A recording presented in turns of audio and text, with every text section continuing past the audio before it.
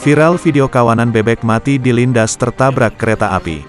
Peristiwa itu terjadi di Sidoarjo, Jawa Timur. Menurut si perekam video, sebanyak 30 bebek mati akibat tabrakan itu. Dalam video itu, terlihat seorang peternak hendak memandu bebek-bebeknya saat menyeberang rel kereta api. Namun, tiba-tiba sebuah kereta api melintas di tengah proses penyeberangan kawanan bebek tersebut. Akibatnya, sejumlah bebek yang tengah menyeberang pun beterbangan. Beberapa di antaranya tertabrak oleh kereta. "Loh, ada kereta rek. Ya Allah, ada kereta. Astagfirullah," kata pria dalam video itu. Kejadian itu dikonfirmasi oleh Pradikta Naufal Irfanda, 21 tahun, pria yang mengambil video bebek tertabrak kereta api. "Benar, saya yang merekam videonya," kata Pradikta saat dikonfirmasi oleh Kompas.com, Selasa, tanggal 30 November tahun 2021.